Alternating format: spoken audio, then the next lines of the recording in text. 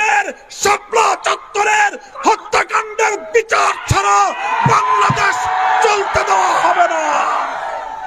হাসিনার বিদায়ের মাধ্যমে দেশ একটি আযাব মুক্ত হয়েছে। মার্কিন আগ্রাসনের আযাব যেন বাংলাদেশে না আসে। ইউনূস সাহেবকে বলে দিচ্ছি, আলেম ওলামা পীর মাশায়েখদের সিদ্ধান্তের বাইরে যুক্তরাষ্ট্রের কোনো এজেন্ডা বাংলাদেশে বাস্তবায়ন করতে দেওয়া হবে না। সেজন্য প্রয়োজনে আরেকবার বাংলাদেশের মুসলমান রক্ত দিতে বাধ্য হবে। পিলখানা হত্যাকাণ্ডের ইতিহাস আমরা ভুলে যাই নাই। আনগঞ্জে যে লোকটা বলতো খেলা হবে, যখন ডেট ফাইনাল হলো খেলোয়াড় পালায়ে গেল।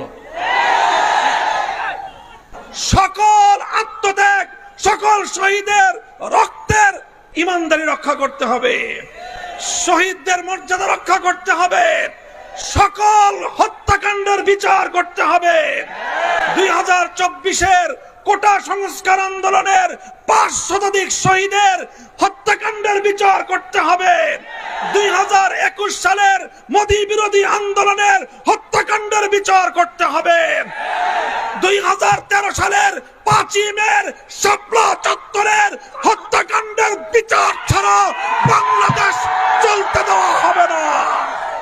ইনশাআল্লাহ এভাবেই বর্তমান এই অন্তর্বর্তীকালীন সরকারকে আমরা সাহায্য করব, সহযোগিতা করব। তারা আমাদের প্রাণের দাবিগুলো পূরণ করবেন সেই প্রত্যাশা ব্যক্ত করছি।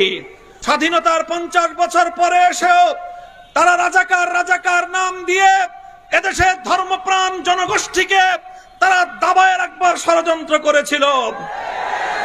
যখন গোটা দেশের সমস্ত মেধাবী ছাত্র জনতাকে রাজাকার বলে গালি দিয়েছিল, তখনই আন্দোলন বারুদের মতো জ্বলে উঠেছে। বাংলাদেশে স্লোগান উঠেছিল, আমি কে তুমি কে। কে বলেছে? আমি বলতে চাই, মনে রাখতে হবে এই ঐক্যই এই আন্দোলনের মজবুত ভিত। আগামী দিনে এই ঐক্যকে ফাটল ধরাবার জন্য পরাজিত শক্তি আবার চেষ্টা করছে। হে স্কুল কলেজ ভার্সিটির ছাত্ররা, তোমাদেরকে আমাদের মাদ্রাসার অঙ্গনে আমি স্বাগত জানাই। তোমরা মসজিদে আসবে, মাদ্রাসায় আসবে, হাটহাজারীতে আসবে, নারায়ণগঞ্জের মাদ্রাসাগুলোতে, ঢাকার শহরের মাদ্রাসাগুলোতে তোমরা আসবে। আমার মাদ্রাসার সন্তানেরা টিএসসি চত্বরে যাবে। তোমরা শহীদ মিনারের সামনে গিয়ে ইসলামী ক্যালিগ্রাফি আঁকবে। বাংলাদেশের বাংলা ভাষার বাংলা ভাষার মর্যাদা রক্ষা করবার জন্য যেভাবে আন্তর্জাতিক মাতৃভাষা দিবস হিসেবে 21শে আগস্ট স্বীকৃত হয়েছে, সেই ভাষার মর্যাদা আমাদেরকেও রক্ষা করতে হবে। এমনি ভাবে যে কোনো মূল্যে ঐক্যকে অটুট এবং মজবুত রাখতে হবে। ইনশাআল্লাহ ছাত্র জনতার এই যে রাষ্ট্র সংস্কারের যে আন্দোলন, এই আন্দোলনে আমরা সর্বাত্মক সহযোগিতা করব। নারায়ণগঞ্জের সংগ্রামী জনতা,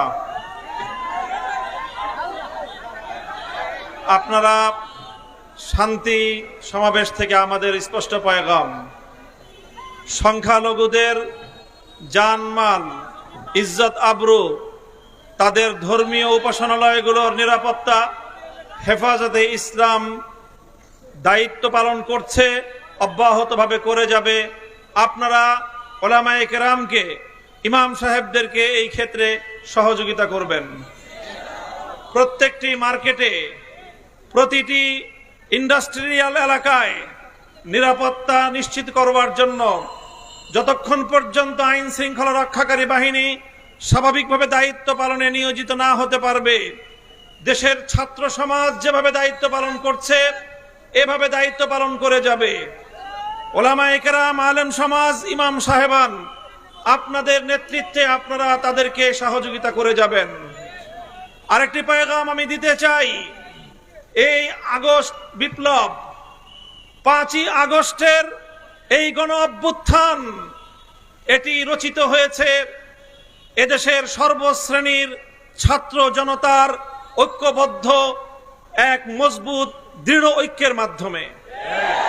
এই ঐক্যে যেভাবে আমার স্কুলের ছাত্রছাত্রীরা ছিল, এই ঐক্যে যেভাবে কলেজের ছাত্রছাত্রীরা ছিল, ইউনিভার্সিটির ছাত্রছাত্রীরা ছিল, একইভাবে টেকনাফ থেকে তেতুলিয়ায় হাটহাজারী থেকে রহমানিয়ায় প্রতিটি স্তরে আমার মাদ্রাসার ছাত্ররাও হাতে হাত রেখে রাজপথে আন্দোলনের এক অটুট বন্ধন তৈরি করেছিল।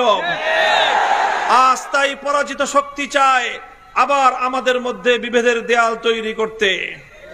বিগত পতিত স্বৈরশাহী আওয়ামী সরকার তারা 16 বছরের চেষ্টার মধ্য দিয়ে চেয়েছিল জাতির মধ্যে বিভেদ তৈরি করতে। আগামীকাল ঢাকায় বাইতুল মুকাররমের উত্তর গেটে হেফাজতে ইসলামের মহাসমাবেশে যোগদান করার আহ্বান জানাচ্ছি। যাবেন তো ইনশাআল্লাহ? 1971 সনে মুক্তিযুদ্ধ করে দেশ স্বাধীন হয়েছিল। পরিপূর্ণ স্বাধীনতা আমরা অর্জন করতে পারি নাই। গত 17 বছর বাংলাদেশের মানুষকে রক্তে রঞ্জিত করে, নির্যাতন করে, জগদ্দল পাথরের মতো আওয়ামী সরকার যে দুঃশাসন চালিয়েছিল, সেই দুঃশাসনের বিরুদ্ধে আমরা গত 15 বছর লড়াই করেছি। আজকে বাংলাদেশের সংখ্যালঘুদের মন্দির গির্জার পাহারা দিচ্ছেন কওমি মাদ্রাসার ছাত্ররা। সংগ্রামী সাথী ও বন্ধুগণ, বক্তব্য নেতৃবৃন্দ রাখবেন। আমি শেষ কথা বলে যাচ্ছি আপনাদের কাছে। 2018 সালের নির্বাচনে আপনাদের এই নারায়ণগঞ্জের কৃতি সন্তান আলেম ওলামায়ে কেরামের নয়নমণি মুফতি মুনির সাহেব বিপুল ভোটে নির্বাচিত হয়েছিলেন, কিন্তু কুচক্রী মহল তাকে এমপি হিসাবে ঘোষণা করে নাই। তার দাঁত ভাঙ্গা জবাব আগামী নির্বাচনে কে কে দেওয়ার জন্য প্রস্তুত।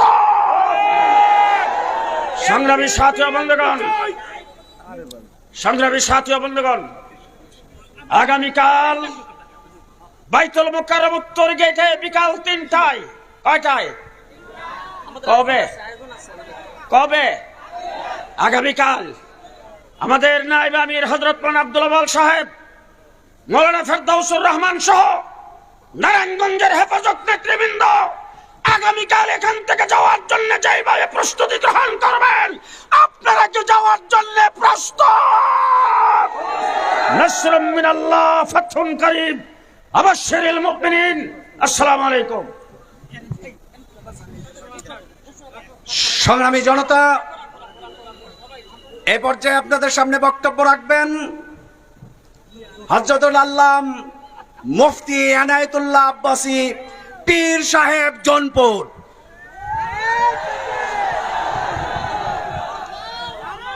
আলহামদুলিল্লাহি রাব্বিল আলামিন والصلاة والسلام على محمد صلى الله عليه وسلم نبي الأنبياء والمرسلين الذي أكمل الله به قصر النبوة أي ختم الله به النبوة وحكم لا نبي بعده। সম্মানিত সভাপতি, ছাত্র জনতা, তৌহিদি জনতা, আপনাদের সকলকে ধন্যবাদ। সময় খুব সংকীর্ণ, কিছুক্ষণ পর মাগরিবের আজান হয়ে যাবে।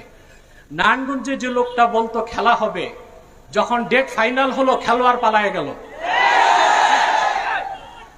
আমি আরেকটি কথা বলবো, শুধুমাত্র ছাত্র জনতার আন্দোলনে এই অভ্যুত্থান হয় নাই। সুদীর্ঘ 15 বছর হেফাজতের নেতৃবৃন্দ কারাবরণ করেছে। শাপলা চত্বরে আমার দেশের কওমি মাদ্রাসার তরুণ সন্তানরা জীবন উৎসর্গ করেছে। ভারতীয় আধিপত্যবাদের বিরুদ্ধে, মোদী বিরোধী, ভাস্কর্য বিরোধী আন্দোলনে বাংলাদেশের ইমানদাররা, ইসলামপন্থীরা জীবন দিয়েছে। সেই ক্ষোভ বিস্ফোরণের আকারে বহিঃপ্রকাশ ঘটেছে ছাত্র আন্দোলনের মাধ্যমে। অতএব আমি হেফাজত নেতৃবৃন্দ সহ সারা দেশের আলেমদেরকে বলবো, ভারতীয় আধিপত্যবাদ থেকে বাংলাদেশ মুক্ত হয়েছে। হাসিনার বিদায়ের মাধ্যমে দেশ একটি আযাব মুক্ত হয়েছে। মার্কিন আগ্রাসনের আযাব যেন বাংলাদেশে না আসে। ইউনূস সাহেবকে বলে দিচ্ছি, আলেম ওলামা পীর মাশায়েখদের সিদ্ধান্তের বাইরে যুক্তরাষ্ট্রের কোন এজেন্ডা বাংলাদেশে বাস্তবায়ন করতে দেওয়া হবে না। সেজন্য আরেকবার বাংলাদেশের মুসলমান রক্ত দিতে বাধ্য হবে। ওয়া আখির দাওয়ানা আনিল হামদুলিল্লাহি রাব্বিল আলামিন ওয়াসসালামু আলাইকুম ওয়া রাহমাতুল্লাহ। এ পর্যায়ে বক্তব্য রাখবেন আজকের এই শান্তি সমাবেশের প্রধান অতিথি এদেশের লক্ষ কোটি তৌহিদি জনতা। 71-এর মুক্তিযুদ্ধের কথা বলছি, 2024-এর নয়। 71-এর মুক্তিযুদ্ধে এই দলটা নেতৃত্ব দিয়েছিল, এই জন্য অনেক মুরব্বীরা এই দল করতেন, নারায়ণগঞ্জের অনেক ব্যবসায়ীরা এই দল করতেন। অনেক মানুষ আছে যারা জোর জুলুম করে নাই, এমন অনেক মানুষ আছে তাদের নিরাপত্তার দায়িত্ব এদেশের আমাদের আলেম ওলামাদের। আমরা তাদের নিরাপত্তা নিশ্চিত করব। হেফাজত ইসলাম নিশ্চিত করছে, ইসলামী আন্দোলন বাংলাদেশ নিশ্চিত করছে। এক কথায় এদেশের ডানপন্থী যত মানুষ আছে তারা ওই আওয়ামী লীগের ভালো মানুষগুলার নিরাপত্তা নিশ্চিত করবে। কিন্তু যারা টেন্ডারবাজি করেছে, চাঁদাবাজি করেছে, সন্ত্রাসী করেছে, ওই কুলাঙ্গাদের ছাড় নাই, ছাড় নাই, ছাড় নাই। এমপি চাই। সংগ্রামী সাথী বন্ধুগণ, আমাদের মাঝে এসে উপস্থিত হয়েছেন খতিবে বাঙ্গাল আল্লামা জুনায়েদ আল হাবিব। নারায়ে তাকবীর। এই পর্যায়ে বক্তব্য রাখবেন, এই পর্যায়ে বক্তব্য রাখবেন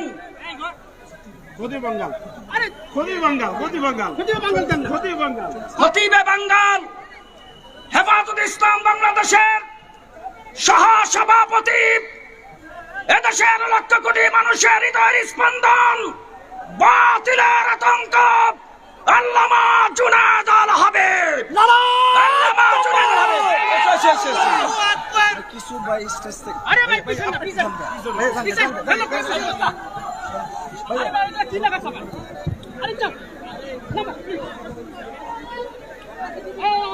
আচ্ছা দেন দেন।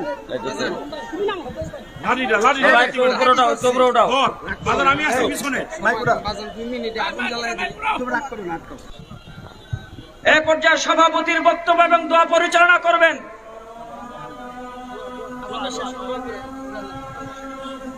আমরা প্রত্যেকের কথা শুনি, সর্বশেষ দোয়া করে দিই। আল্লাহুম্মা আমিন। আয় আল্লাহ, মেহেরবানি করে আমাদের এই সমাবেশকে তুমি কবুল করো। ইয়া আল্লাহ, এর মাধ্যমে সারা বাংলাদেশে শান্তির ব্যবস্থা করে দাও।